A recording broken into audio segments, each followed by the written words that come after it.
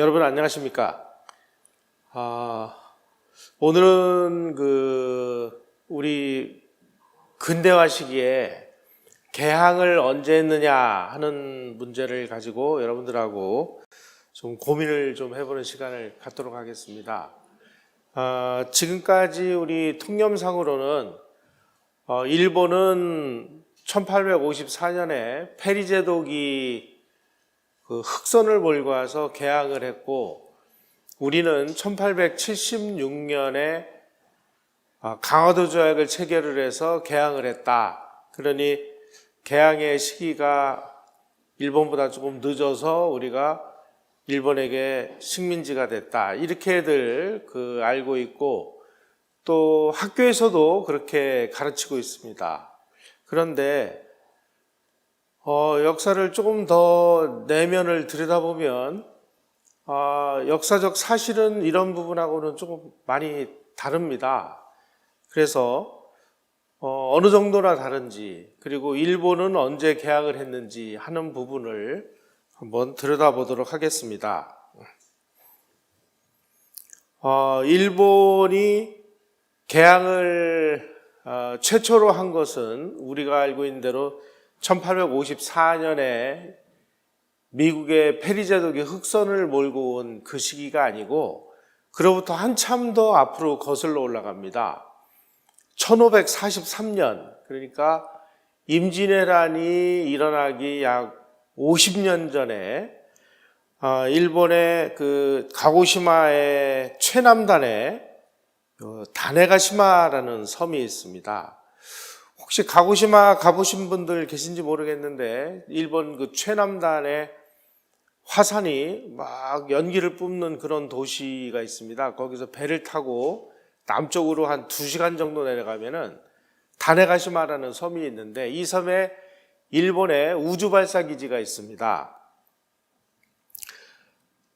바로 이 다네가시마라는 섬에 1543년에 포르투갈 선박이 물건을 가득 싣고 도착을 했습니다. 그 배에는 여러 가지 물건이 실려 있었는데, 이때 다네가시마를 다스리는 영주가 15살 먹은 영주였습니다. 이 영주가 다른 물건에는 별로 관심을 안 가지고, 이 사람들이 가지고 온 무슨 이상한 막대기 같은 게 있는데, 그 막대기를 애지중지하는 걸 보고 그게 뭐냐 이렇게 물어보니까 이게 바로 화승총이라는 거다. 근데 그게 뭐 하는 거냐 그랬더니 시범을 보였습니다. 한 100m쯤 떨어진 곳에다가 관역을 만들어 놓고 멀리서 쾅 하고 쏘니까 막 굉음이 나면서 그 표적에 적중을 했습니다. 야, 이런 신기한 게 있느냐, 그거 우리한테 팔아라. 그런데 그때만 해도 이 포르투갈 상인들이 이 총이 거래가 될 수 있는 물건이라는 사실을 이해를 하지를 못했습니다. 그래서 팔긴 팔아야 되겠는데, 왜냐면 장사를 하러 왔으니까 이걸 도대체 얼마에 팔아야 되나 고민하다가 일단 총을 한 자루 주고 당신이 치르고 싶은 값대로 치러달라 이렇게 얘기를 했더니, 이 소년 영주가 고민을 하다가 기록에 의하면은 중국 은화 몇천 냥을 줬다고 하는데, 요즘 화폐 가치로 환산해 보니까 우리 돈으로 10억 원을 줬습니다. 총 한 자루에 10억 원을 주다니, 이 포르투갈 상인들이 깜짝 놀란 거예요. 너무 비싸게 받은 거 아닌가 싶어가지고 한 자루를 더 줍니다. 그래가지고 2자루에 10억 원에 샀으니까 한 자루당 5억 원을 주고 이 총을 산 거예요. 이 영주가 이 새로운 무기를 거기에 있는 도검 제작자에게 앞으로 칼 만들지 말고 이걸 똑같이 만들어라 이렇게 주니까, 이 도검을 만드는 사람이 이거를 똑같이 이제 깎아가지고 만들었는데, 만드는 과정에서 여러 가지 기술이 부족해가지고, 특히 총신에다가 나사를 이렇게 만들어서 고정시키는 이런 기술이 없어가지고 아주 애를 먹었습니다. 그때 이 포르투갈 상인 중에 한 사람이 당신 딸을 나에게 시집을 보내주면 내가 이 기술을 가르쳐 주겠다. 그래서 아버지가 그 기술을 얻기 위해서 자기 딸을 포르투갈 상인한테 시집을 보내요. 그 여성 이름이 와카사라는 이름인데, 지금 다네가시마에 가면은 그 와카사라는 여성의 동상이 서 있습니다. 기록으로 보면은 일본 최초로 국제 결혼한 여성, 이렇게 돼 있습니다. 그래서 이 기술을 전수를 받아서 조총을 국산화를 하기 시작을 했습니다. 1543년에.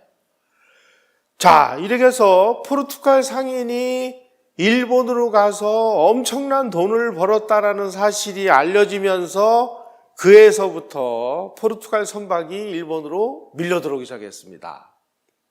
사실상 일본은 이해에 개방을 한 셈입니다. 그래서 일본에서 그 총을 만들어 가지고, 원래 이름은 그 철포라는 건데, 이 철포가 날아다니는 새도 맞춘다고 그래가지고 이름을 조총이라고 불렀습니다. 그래서 이 조총을 막 만들기 시작을 해서 불과 20-30년도 안 돼가지고 이 철포의 원 생산국은 유럽인데, 유럽 대륙 전역에 있는 철포보다 일본에서 철포가 더 많이 생산됐다는 사실입니다. 바로 그 철포를 가지고 1592년에 일본군이 조선을 쳐들어온 것이 임진왜란입니다. 임진왜란 때 일본군은 조총으로 무장을 하고 왔고, 우리 조선군은 칼하고 활로 싸웠습니다.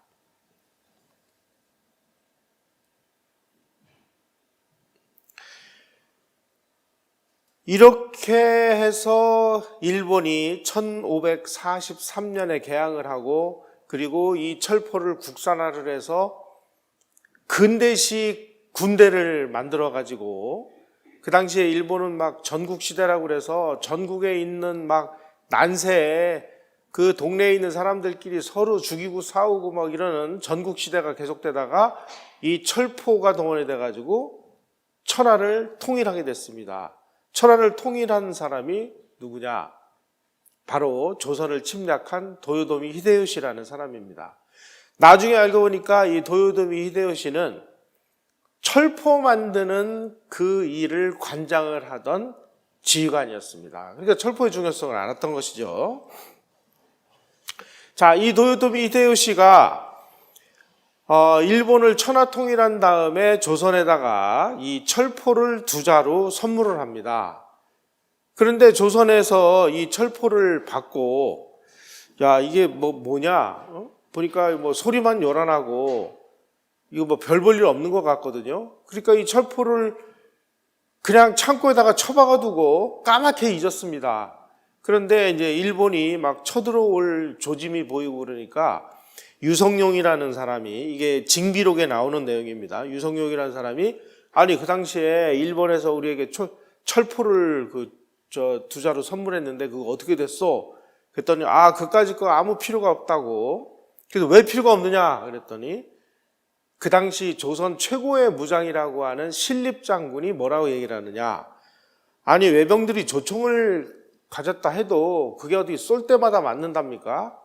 그러니까 이거 아무 소용도 없습니다 하고 내팽개쳐뒀습니다. 임진왜란에서 우리가 아주 일본에게 초반에 형편없이 당한 이유는 조총에게 당한 겁니다. 조선에서도 일본군이 쳐들어오는 조짐이, 이상한 조짐들이 보이니까 일본이 혹시라도 우리나라를 쳐들어올지 아닐지 이거를 좀 정탐하기 위해서 통신사를 보냅니다. 그런데 통신사를 보낼 때 정사하고 부사를 보냈는데, 정사가 부사가 당파가 서로 달랐어요. 지금으로 치면은 열린우리당하고 더불어민주당하고 국민의힘당 사람들을 하나씩 뽑아가지고 보낸 거나 마찬가지였습니다. 그래도 이 사람들이 1년 동안 가가지고 일본을 다 11개월 동안 샅샅이 보고 온 다음에 보고를 했는데, 정사는 일본군이 쳐들어올 것 같습니다 라고 얘기를 하고, 부사는 아이고 내가 가보니까 일본군이 쳐들어올 그 생각도 안 하는 것 같습니다. 정반대의 보고를 합니다. 왜냐? 당파가 달랐으니까요. 그때나 지금이나 이 나라는 정치가 국민들을 아주 실망시키고 망치는 데 아주 앞장을 서고 있는 것 같습니다. 같은 시기에 똑같이 사신들을 보냈는데 한 사람은 침략할 것이다, 한 사람은 안 할 것이다 이렇게 얘기를 하니까 서로 또 갑론을박을 하다가 임진왜란을 맞아가지고 허둥지둥 피난을 가기 시작을 했습니다. 동인과 서인이 서로 당파가 달라가지고 동인은 침략을 한다, 서인은 침략을 안 한다. 그러니 서로 또 싸우다가 엉망진창이 된 그런 역사가 우리에게 있었습니다. 사실상 임진왜란은 예고된 전쟁이나 마찬가지였습니다. 1591년에 일본 사신 히라 시게노부라는 사람이 부산에 와가지고 중대한 정보를 제공을 합니다. 일본은 조만간 조선을 침략할 것이다. 우리가 일부러 와서 알리는 것이니 잘 대처해달라 이렇게 얘기를 했습니다. 왜냐하면 그 당시에 일본에서도 도요토미 히데요시라는 사람이 천하를 통일하고 있었습니다마는 조선을 쳐들어가는 전쟁을 하기는 자기네들도 부담스러웠기 때문에 어떻게 하든지 일본도 전쟁을 막으려고 그렇게 노력을 했었습니다. 그런데 이러한 정보를 알려줬음에도 불구하고 조선에서는 어떠한 준비도 안 한 거예요. 안 하고 있는 사이에 부산에 가면은 그 당시 일본인들이 집단으로 거주하는 외관이라는 곳이 있었습니다. 지금으로 치면은 부산에 가면은 남포동이라고 있죠. 남포동하고 용두산공원 일대 전부가 일본 사람들이 거주하는 거주지였습니다. 그 거주지에서 소리 소문도 없이 일본 사람들이 한 명씩 두 명씩 빠져나가가지고 외관이 텅 비었습니다. 다시 말씀드리면 임진왜란도 얼마든지 예방할 수 있었던 전쟁인데 우리는 전혀 예방을 못하고 그냥 무방비 상태로 당한 것이죠. 임진왜란만 그런 것이 아닙니다. 병자호란 때도 마찬가지였습니다. 병자호란은 청나라가 조선을 쳐들어온 전쟁인데 역사 기록을 읽어보면 사실상 병자호란은 조선이 도발한 전쟁입니다. 1653년에 청나라의 누르하치의 아들인 홍타이지라는 사람이 아버지가 죽은 다음에 자기가 이제 황제에 오르게 됐습니다. 그래서 내가 이제 즉위식을 하니 조선에서도 사신이 와서 참여를 하라. 그러니까 조선에서도 사신을 보냅니다. 이름도 나옵니다. 나덕헌하고 이황이라는 사람입니다. 이 사람이 홍타이지가 이제 청태종으로 황제 즉위식을 거행을 하니까 와서 당신들도 와서 이제 예를 표하라. 그러니까 아니 오랑캐한테 우리가 어떻게 예를 표하느냐? 오랑캐가 황제에 오른다는데 우리는 그 황제를 인정할 수 없다. 그러면서 끝끝내 저항을 하고 거부를 합니다. 그러니까 군대가 동원이 돼서 조선 사신들을 억지로 인사를 시키려고 했는데 그 자리에서 고래고래 악을 쓰고 그러는 바람에 이 청태종의 즉위식이 엉망진창이 돼버렸습니다. 이게 다 역사 기록에 나오는 얘기입니다. 그런데 거기서 그쳤으면 괜찮은데 이 청태종이 이제 앞으로 내가 황제에 올라가지고 앞으로는 조선하고 사이좋게 지내도록 하자. 황제 청태종 해가지고 국서를 줬는데 이 나덕헌과 이황이라는 사람이 아니 어떻게 이 오랑캐가 황제라고 이름을 쓸 수 있단 말이냐. 이런 더러운 이름이 붙어있는 이런 공문을 우리는 가져갈 수 없다. 그래가지고 압록강 건너에 청나라 영빈관이 있는데 그 영빈관 쓰레기통에다가 이 황제의 국서를 내팽개치고 그냥 와버렸습니다. 이걸 보고 청나라가 뚜껑이 열려가지고 침략을 한 것이 병자호란이에요. 학교에서는 이런 거 잘 안 가르칩니다. 왜 안 가르치는지 모르겠어요.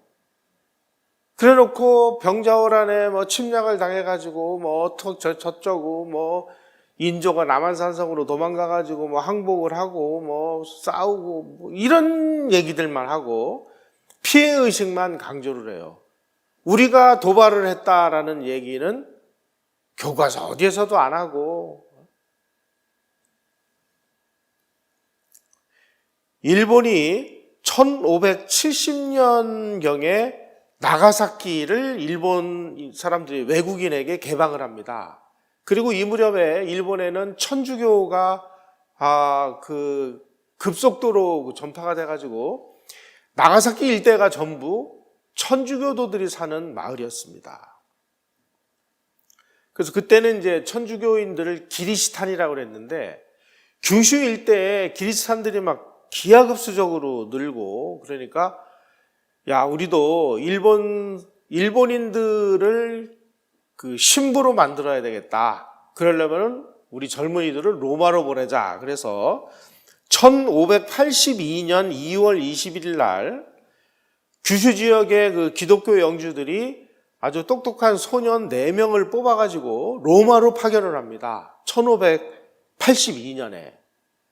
그래가지고 이 4명 중에 3명이 로마에 가서 공부를 해서 신부가 돼요. 그래서 신부 서품을 받고 다시 이제 일본으로 돌아오는데, 돌아올 때 이 사람들이 유럽에서 뭘 사가지고 왔냐면은 구텐베르크식 인쇄기를 사가지고 왔습니다. 그리고 항해용 지도를 사가지고 왔고요. 서양 악기를 구해가지고 왔습니다. 구텐베르크 인쇄기를 사가지고 와서 뭘 했느냐? 일본어로 성경을 발행하기 시작을 했습니다. 그래서 일본에서 출판혁명이 시작된 것은 이미 1600년 초라고 기록이 되어 있습니다. 우리하고는 좀 많이 다르죠? 1600년에 네덜란드 동인도 회사의 무역선인 리프더호라는 배가 규슈에 도착을 합니다. 그때 그 배에 네덜란드 선원, 영국 선원들이 타고 있었는데, 그 영국 선원 중에 그 윌리엄 애덤스라는 사람이 있었습니다. 그리고 네덜란드 선원 이름이 얀 요스턴인데, 요 윌리엄 애덤스라는 사람이 도쿄로 가서 그 당시에 이제 에도의 막부의 실력자를 쇼군이라고 하는데, 쇼군이 보니까 이 친구가 배도 잘 만들고 영어도 잘하고 막 이러니까, 너는 내 옆에 앉아가지고 나의 고문을 해라. 그래서 외국과 교역을 하는 고문으로 이 사람을 채용을 합니다. 그리고 이 사람에게 그 쇼군을 항상 만날 수 있는 그런 자격을 부여를 합니다.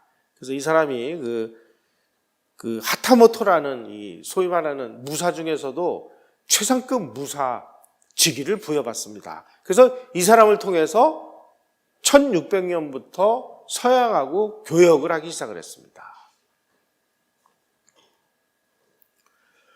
뭔가 외국하고 교역을 하려면 이 교역 수단, 다시 말씀드리면 이제 돈이 있어야 되는데, 그 당시에 국제적으로 국제교역을 할 때 통용되는 그 교역 수단은 은이었습니다.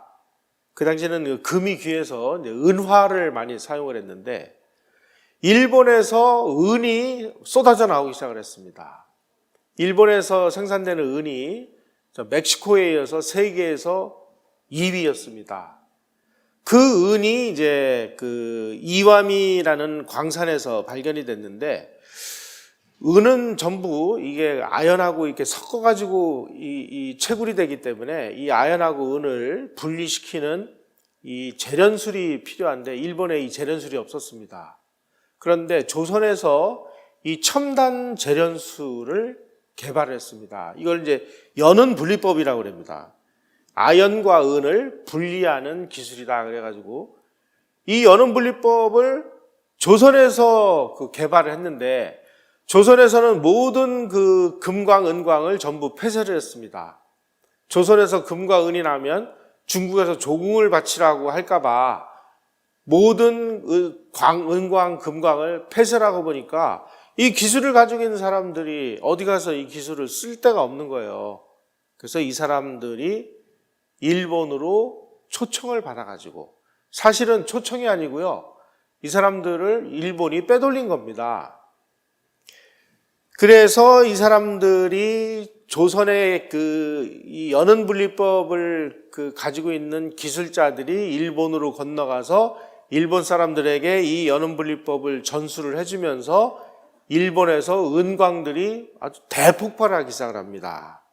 그래서 이 이와미 은광에서 생산되는 은을 가지고 일본이 교역을 하기 시작을 했습니다. 이와미 은광은 그 당시에 세계 2위의 생산량을 차지하는 그런 은광산이었습니다. 바로 조선을 침공을 한 이 도요토미 히데요시는 이 은광에서 나오는 이 은을 가지고 열심히 해외로부터 무기를 사고 화약을 사와 가지고 조선을 침략을 한 것이 임진왜란인 것입니다. 그래서 나가사키가 여기 위치가 여기에 있는데요. 여기가 부산이고요. 1600년 무렵의 기록에 의하면 나가사키에 외국인 배들이 문전성시를 이루었다라는 기록들이 나옵니다. 스페인, 포르투갈, 네덜란드, 영국 이런 상선들이 유럽의 물건을 가득 싣고 나가사키로 들어와서 교역을 하기 시작을 했습니다. 물건만 들어온 게 아닙니다. 서양 서적이 들어오면서 이 서양 서적을 일본말로 번역을 하는 사람들을 기르기 위해서 학교를 만들어가지고 이 번역관들을 양성을 하기 시작을 했습니다. 그래서 외국에서 서양에서 들어온 그런 여러 가지 기술 서적들을 일본어로 번역을 해서 일본 사람들에게 공급을 합니다. 구텐베르크 인쇄기를 가지고. 특히 네덜란드에서 들어온 학문이 그 당시에는 상당히 선진 학문이 많았는데 이걸 이제 네덜란드는 이제 난학이라고 하는데 이 난학을 하는 사람들, 번역을 할 줄 아는 사람들이 그 당시에 3,000명이 넘었다. 그래서 18세기에 가면은 서양 의사가 15,000명이나 되는 나라가 일본이었습니다.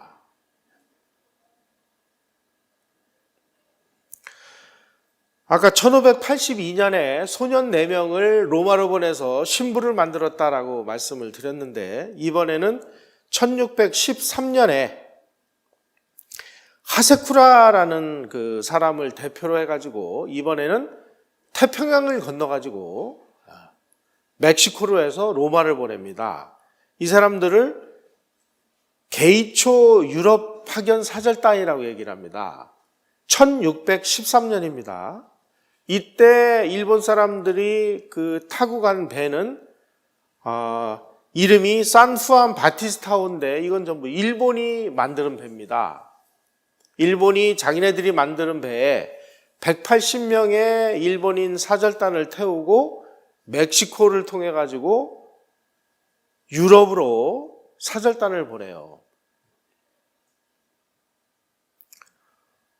우리나라 사람이 최초로 태평양을 건넌 게 언젠지 혹시 기억나십니까? 우리는 거의 1949년도인가에 태평양을 건넙니다. 일본 사람들은 우리보다 300년 앞서서 태평양을 건넜습니다.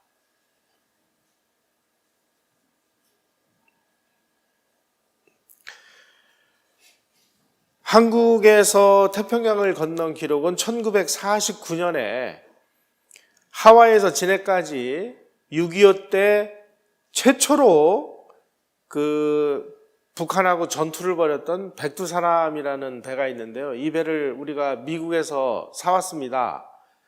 이거는 원래 군함으로 만들어진 배가 아니고요. 해양대학교에서 실습선으로 쓰던 배인데 거기에다가 한국이 이제 해군은 만들었는데 군함이 없으니까 일본이 우리가 쓰던 배에다가 대포를 달아줄 테니까 이걸 갖다가 써라 그래가지고 그것도 공짜로 준 게 아니고요. 비싼 돈을 주고 우리가 사옵니다.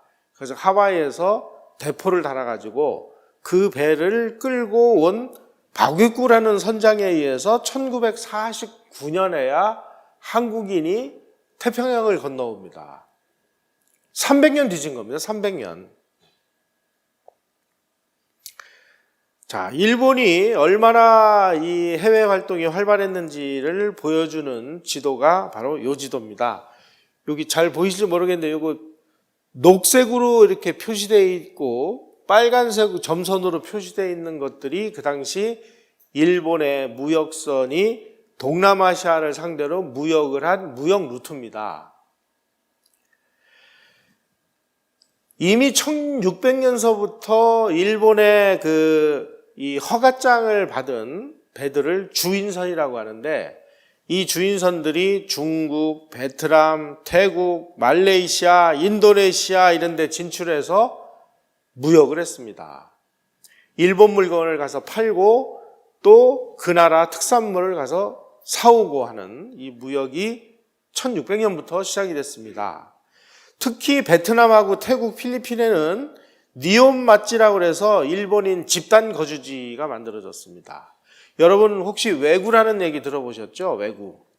왜구는 뭐냐? 무장한 상선을 무장한 상선에 타고 있는 일본 사람을 왜구라고 하는데 그 당시에 바다라는 거는 무법천지였습니다. 그래서 그냥 일반 배예요. 일반 배 가다가 자기네들보다 좀 약한 사람들이 배를 타고 간다 싶으면 해적으로 돌변을 해가지고 막 공격을 해가지고 그 배를 탈취하는 것이 이게 왜구들이라는 것입니다. 일본 사람들 뿐만이 아니고요. 전 세계가 다 그랬어요. 영국이나 네덜란드나 이런 데서 다 일반 상선이 무장을 하고 다니다가 여차하면은 약탈을 해요. 그래서 해군과 해적은 구분할 수가 없습니다.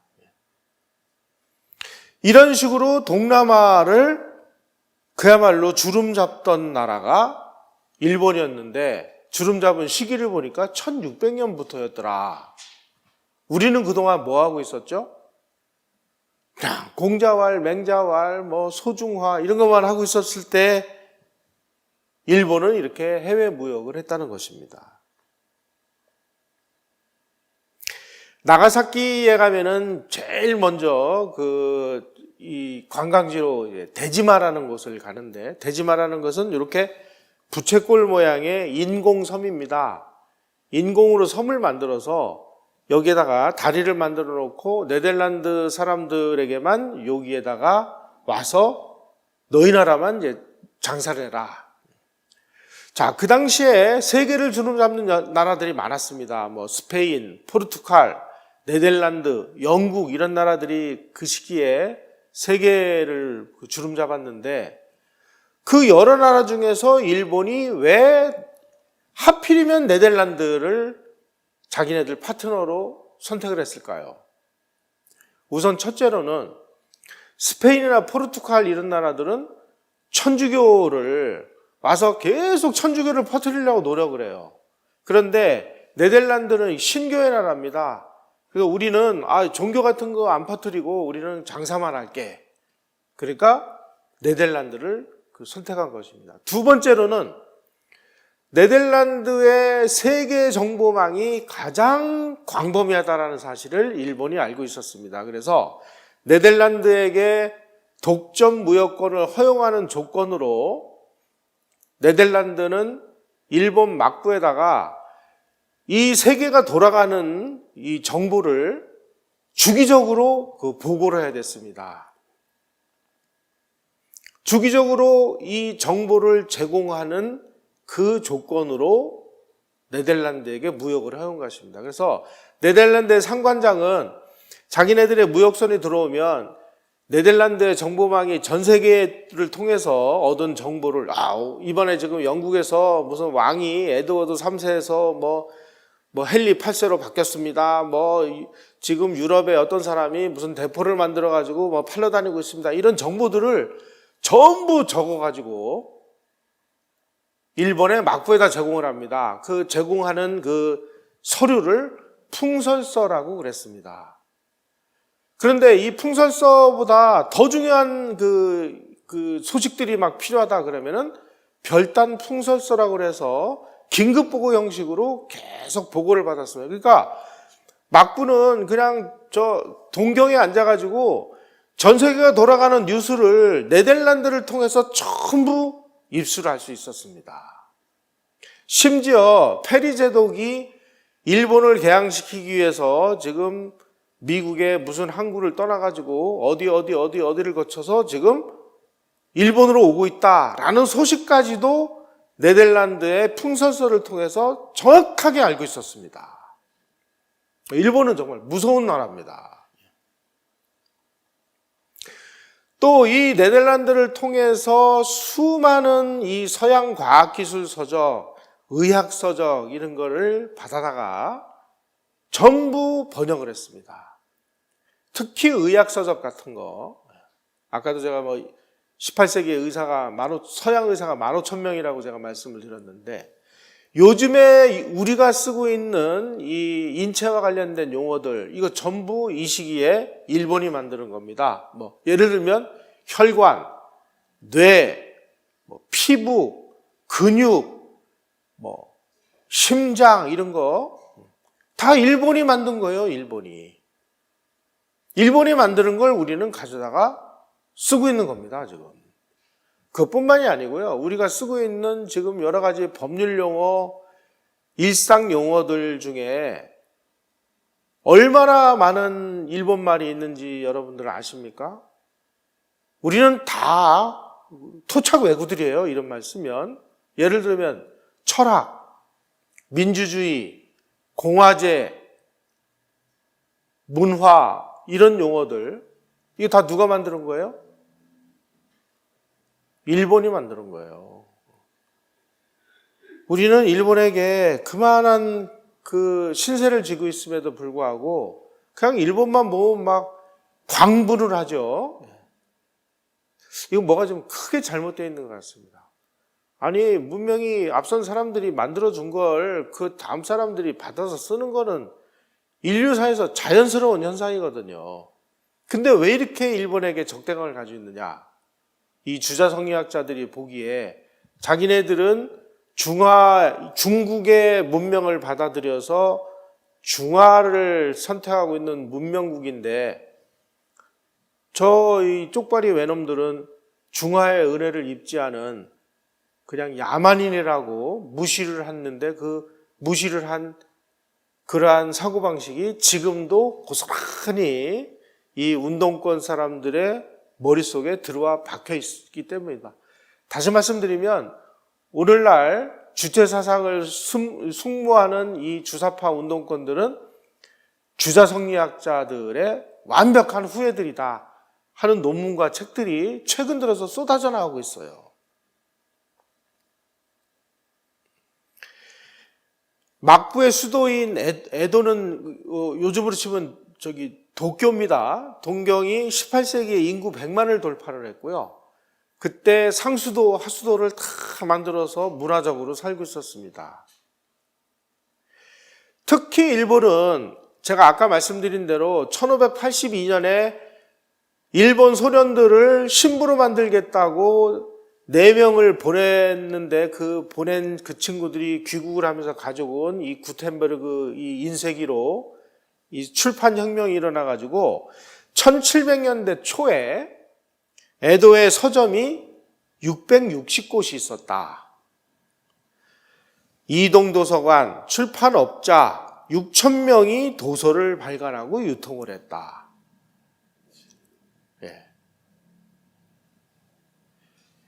이렇게 출판업을 통해서 유럽에서 수입된 이 서양의 서적들, 기술서적, 의학서적, 법률서적들을 재빨리 일본말로 번역을 해서 싼 값에 책을 만들어가지고 대중들에게 보급을 함으로써 일본에서 소위 말하는 지식혁명이 폭발하기 시작을 했습니다.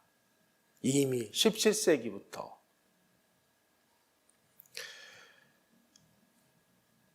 조선의 주자성리학자들이 그렇게 오랑캐라고 여기는 청나라에서도 서점마다 책이 넘쳐났습니다. 1719년에 제9차 조선통신사로 일본을 다녀온 신유한이라는 사람이 일본에 갔다 와가지고 자기가 그 일본을 견문한 기록을 남겼는데 그 기록 중에 이런 내용이 있습니다. 오사카에 가보니까 서적의 많음이 실로 천하장관이더라. 문명국 조선의 사신이 일본 오사카에 가보니까 천지가 다 책이더라. 그래가지고 충격을 받는 모습이 있습니다. 그래서 최근 들어서 그 조선통신사로 갔던 사람들이 그 기록을 남긴 게 있는데 그 기록을 모아가지고 번역을 한 책이 있습니다. 조선 선비들이 관찰한 일본이라는 책이 번역돼서 나왔어요. 이런 거 한번 들여다보시면 그 당시에 일본이 조선에 비해서 얼마나 선진국이었는지 아주 적나라하게 나와 있습니다. 중국에서 수입해온 책이 천여 종이고 민간에서 특이한 책과 각종 문집을 간행한 것이 조선의 100배가 넘는다라고 조선통신사가 일본을 다녀와서 기록을 하고 있습니다. 서점의 폭발은 중국도 비슷했습니다. 중국의 유리창이라고 하는 그 서점이 밀집한 곳이 있는데 조선 사시들은 거기 가서 책 사느라고 바빠요. 자, 그러면 조선은 그럼 왜 이 출판이나 이 지식이 이렇게 발달하지 않았느냐? 조선에서는 학문이라는 것은 양반들만이 하는 것을 원칙으로 했습니다. 괜히 이런 그 일반인들이 공부를 하면 양반들에게 이제 저항을 하죠. 그러니까 이것들이 공부를 못하도록 아예 한문을 그 공용어로 채택을 했습니다. 세종대왕이 한글을 만드는 게 뭐 1450 몇 년인가 뭐 1440 몇 년인가 뭐 이렇다는데 한글을 만들어 놓고도 그 쓰기 어렵고 배우기 힘든 한문을 우리 공용어로 채택을 했습니다. 그래서 19세기 말에 조선에 온 이 서양 선교사들이 한국에 와서 보니까 한국어는 없고 맨 중국어 책만 있더라. 한문 책만 있다는 얘기죠. 자, 이 한문이라는 게 얼마나 배우기가 어렵습니까? 몇 년 동안을 뭐 공자왈, 맹자왈, 뭐 하늘천 따지 뭐 이래가지고 몇 년을 공부를 해야 되고 또 특히나 심각했던 건 뭐냐? 조선에서는 이제 출판업을 하면은 그 정부에서 잡아다가 목을 칩니다. 어디 감히 싸가지 없이 그 책을 유통을 하느냐 그래가지고 그래서 몰래 유통을 시켜요. 그래가지고 책값이 얼마냐? 책값이 과거 시험을 보려면 뭐 노노맹자는 봐야 될 거 아니에요. 그런데 책 한 권에 요즘 우리 돈으로 환산하면 130만 원에서 180만 원입니다. 책값이. 그러니까 어지간한 부자가 아니면 책을 사서 볼 수가 없는 거예요. 자, 영조 시절인 1771년 7월 13일 기록에 의하면은 그 당시에 몰래 책을 그렇게 파는 사람들을 책회라고 그랬습니다. 이 책회라는 서적 판매상이 일망타진이 됐어요. 그래가지고 5명은 귀향을 보내고 2명은 저작거리에 나가서 목을 쳤습니다. 자식들이 감히 싸가지 없이 책을 몰래 판다고 그래가지고.